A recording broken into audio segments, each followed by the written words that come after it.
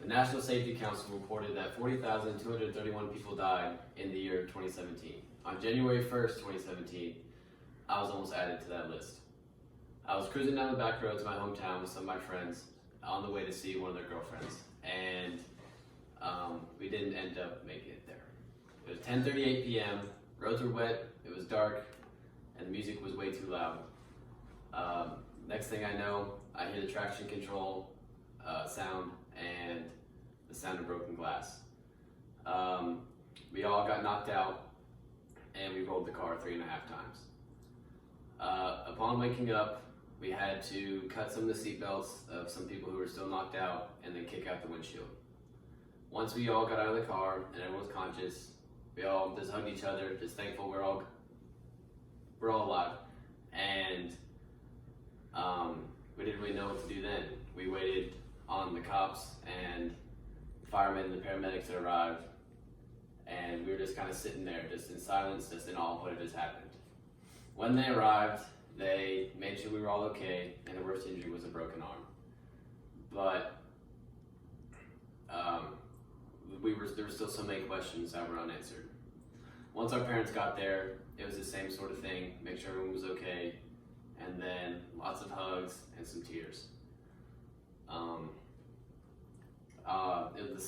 It was a silent drive home with my parents, and I just sat there shaking, and then I did the same thing all the way the rest of the night. A couple days later, my dad drove me back to the scene of the accident, where I went and apologized to the farmer's field we crashed in, and then we took me back to the scene of the accident.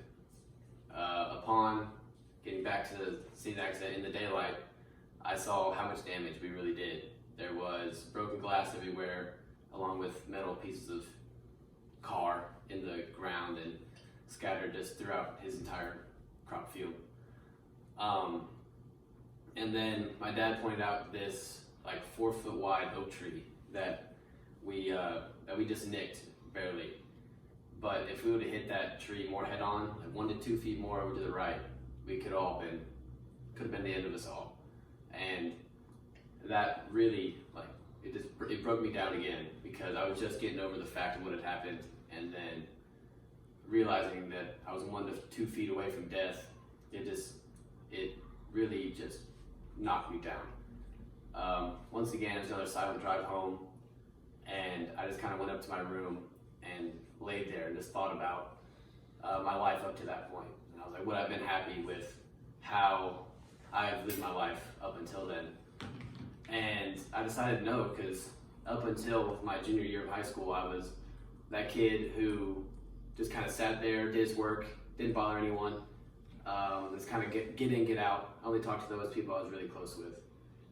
And I decided that I didn't want to do that anymore. I wanted to try to make memories for myself and just kind of enjoy high school the way that other people did. And so when school started back after winter break, I applied these changes to be more confident myself, to speak to those like I didn't really talk to like try to make myself known.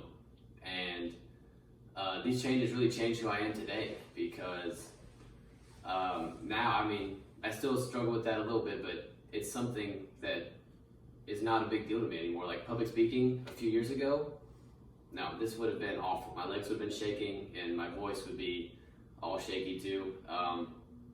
But now, it's still a little nerve-wracking, but it doesn't bother me as much. And I think it's because I applied these changes. But even though I did apply these changes, it shouldn't have taken me almost losing my life to do that. And so I want to just say, if you're just face your demons before it's too late.